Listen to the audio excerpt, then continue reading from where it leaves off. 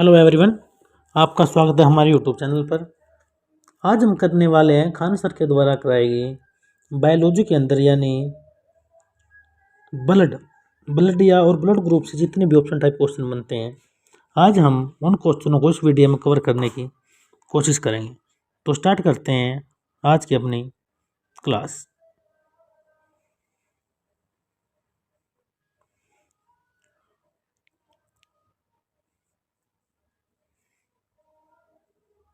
पहला क्वेश्चन है, मनुष्यों में रुधिर परिसंचरण तंत्र की खोज किसने की? रॉबर्ट हुक, विलियम हार्वे, फंक, लेडस्टिनर। तो ये की थी विलियम हार्वे ने। किसने की थी? विलियम हार्वे ने। रुधिर परिसंचरण तंत्र में मुख्य संवहनी पदार्थ क्या है? लसिका, जल, रक्त, हृदय। तो ये हो जाएगा आपका ब्लड यानी रक्त, आपका बिल्कुल सही आंसर। जब रक्त में ऑक्सीजन की मात्रा अधिक हो जाती है तब इसे डैश कहते हैं? उदासीन रक्त, शुद्ध रक्त, अशुद्ध रक्त या बफर रक्त। तो ये हो जाएगा आपका ऑप्शन बी यानी शुद्ध रक्त। निम्न में से कौन रक्त से संबंधित में गलत है? यह एक द्रव्य संयोजी उत्तक है। ये बिल्कुल सही है। इसका pH 7.4 होता है। ये भी बिल्कुल सही है। इसका उत्पत्ति मध्यजन स्तर से होता है। ये भी बिल्कुल इसके अंदर सही बात कही गई है। यह अम्लीय प्रकृति का होता है। नहीं, यानी ये हो जाए ऑप्शन डी आपका बिल्कुल सही आंसर, यानी ये इसके अंदर गलत बताया गया है। रुधिर के अध्ययन को क्या कहा जाता है?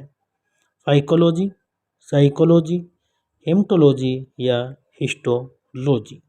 तो ये कहा जाता है हेमेटोलॉजी। क्या कहा जाता है?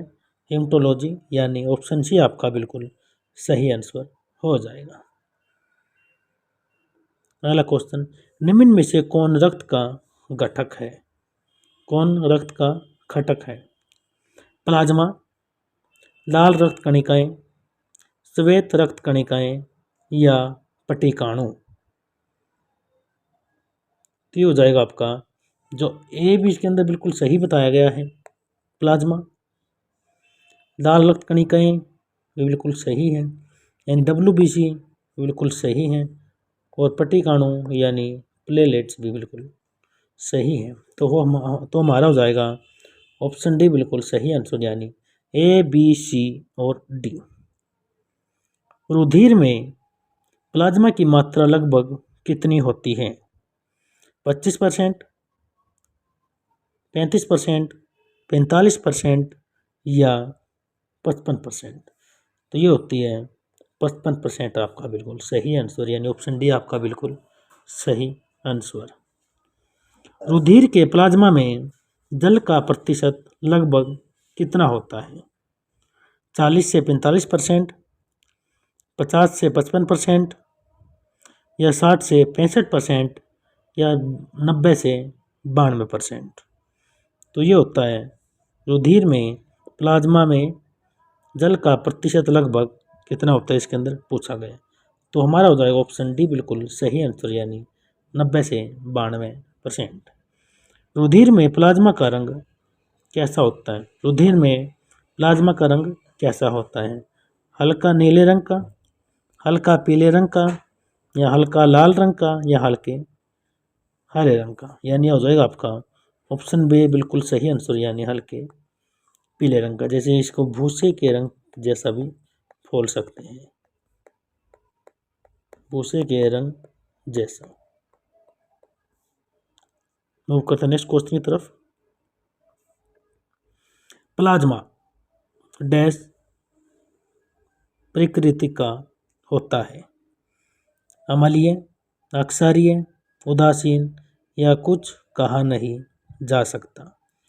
तो ये होता है अक्षारीय। ऑप्शन बी आपका बिल्कुल सही आंसर, यानी अक्षारीय।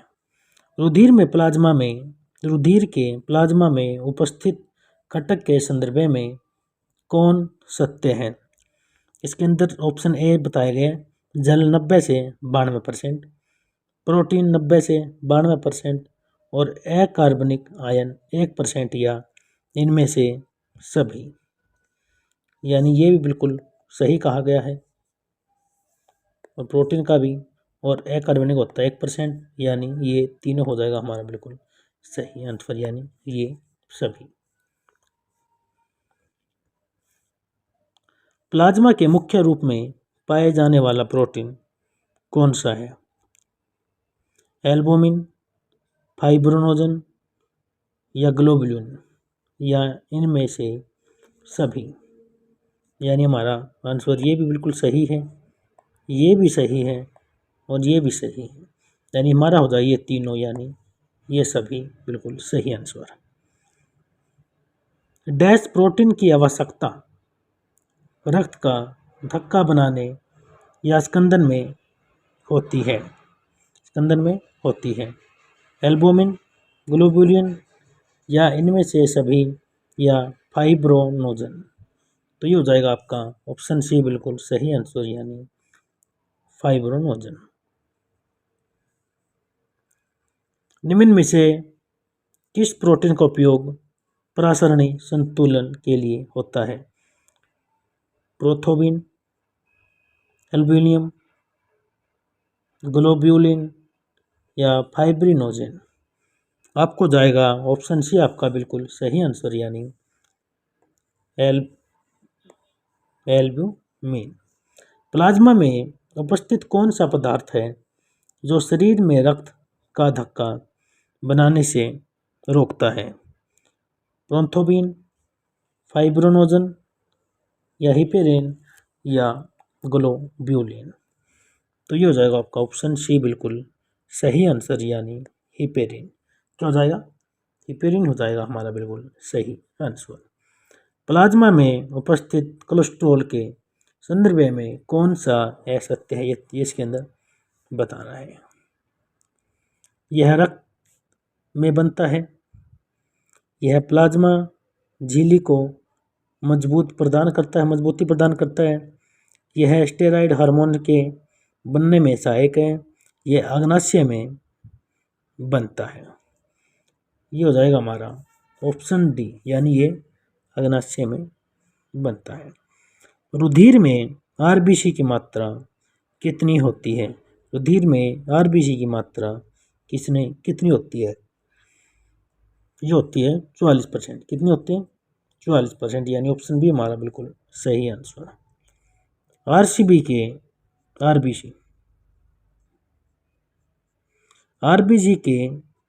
आरबीसी संदर्भ में कौन सा असत्य है? इसका जीवन काल लगभग 120 दिन है। ये बिल्कुल सही है। इसे लेक्योसाइट भी कहा जाता है।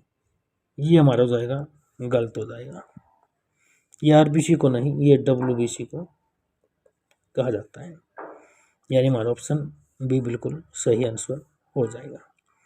आरबीसी का कब्रिस्तान और मानव शरीर का ब्लड बैंक किसे कहा जाता है? यकृत या वक्त या प्लीहा या हृदय।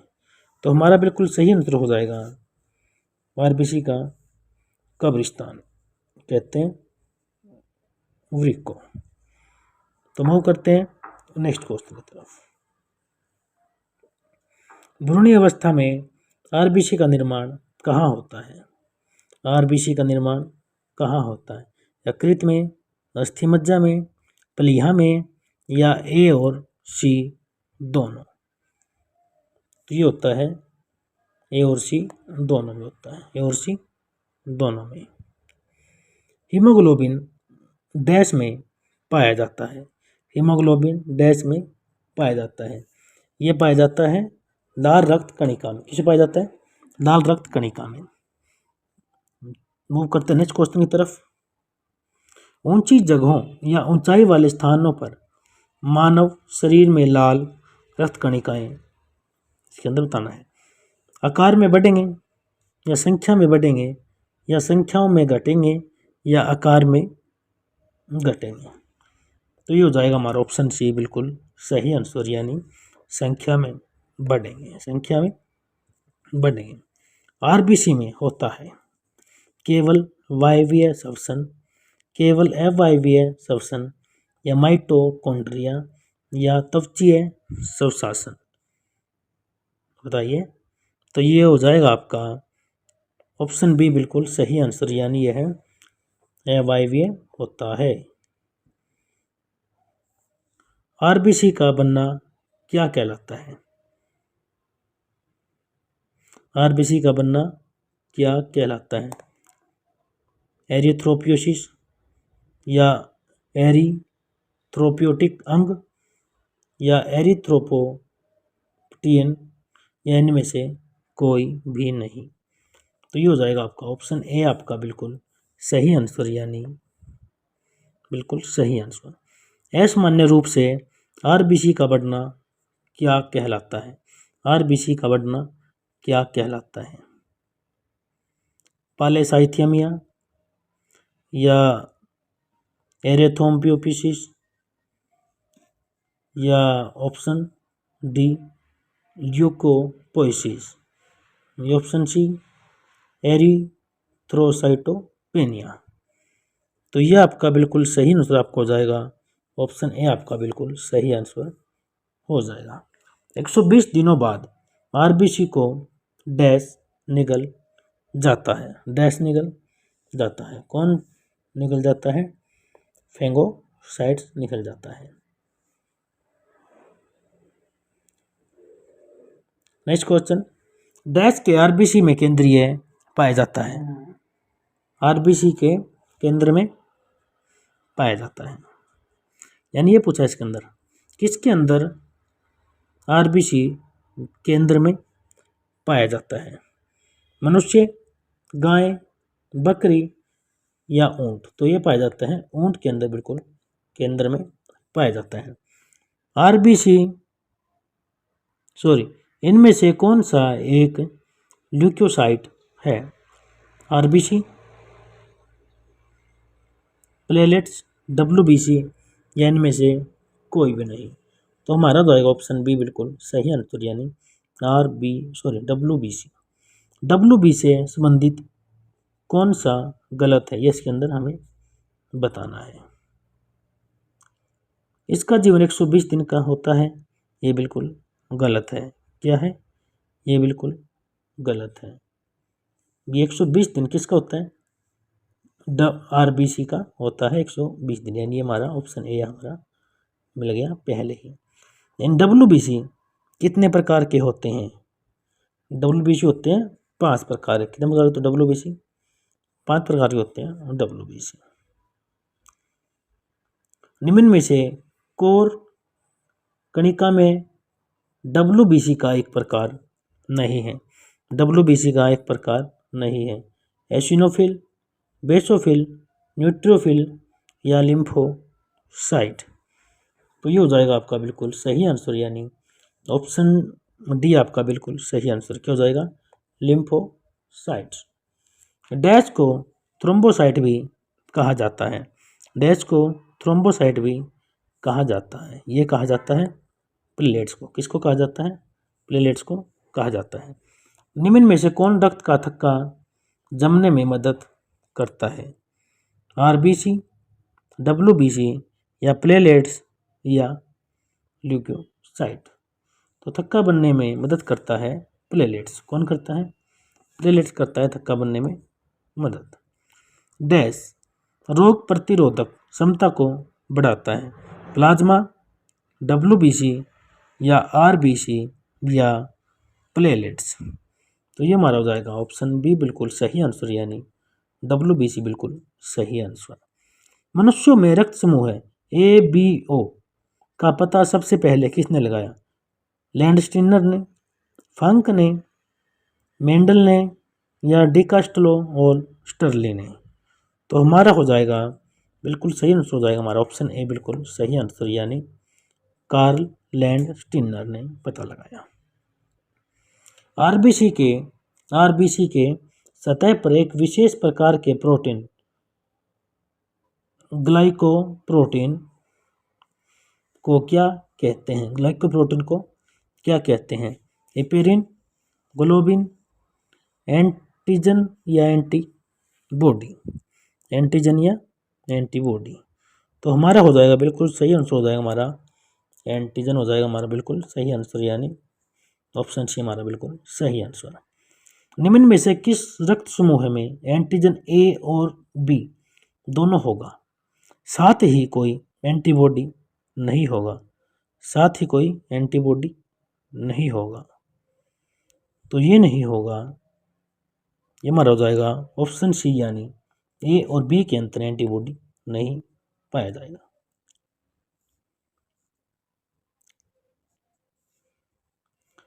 नेक्स्ट क्वेश्चन, डैश को सार्वभौमिक ग्रहणकर्ता कहा जाता है?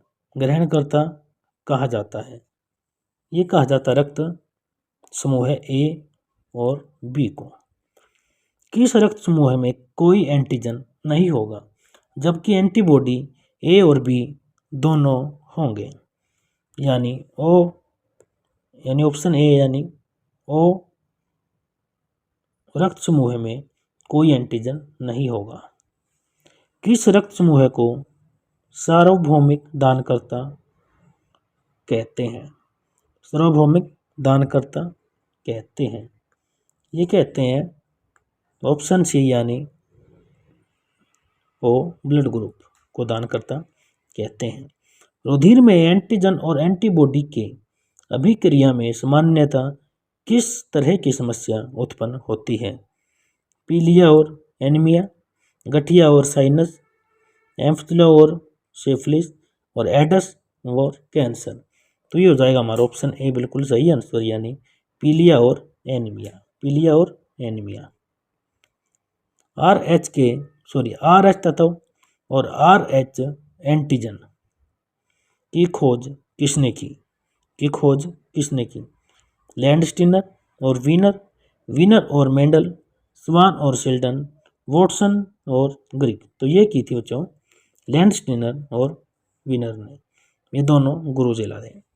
सबसे पहले आर एच एंटीजन की खोज किसने की थी? सर्वप्रथम, यानी ये पॉजिटिव ये नेगेटिव, रीसस बंदर, रीसस कुत्ता, रीसस ऊंट या रीसस गाय। तो ये की थी रीसस नाम के बंदर में। निम्न में से किस रक्त समूह में आर एच तत्व और आर एच एंटीजन उपस्थित है? आर एच उपस्थित है, ए नेगेटिव, ए बी नेगेटिव, या ओ नेगेटिव, या बी पॉजिटिव। तो ये उपस्थित है बच्चों बी पॉजिटिव। किसमें? बी पॉजिटिव हमारा बिल्कुल सही आंसर। निम्नलिखित में से कौन सार्वभौमिक दानकर्ता और सार्वभौमिक प्राप्तकर्ता रक्त समूह है? जो हमारा ऑप्शन सी, यानी ओ नेगेटिव है, ये दानकर्ता है, और ए बी पॉजिटिव ये हमारा प्राप्तकर्ता रक्त समूह है। तो मूव करते हैं नेक्स्ट क्वेश्चन की तरफ। रक्त समूह का थक्का बनाने में कौन सा खनिज सहायक है? लोहा, सोडियम, पोटासियम, कैल्शियम। तो ये हमारा हो जाएगा ऑप्शन डी बिल्कुल सही आंसर, यानी कैल्शियम। निम्न में से कौन हमारे शरीर में रक्त को जमने से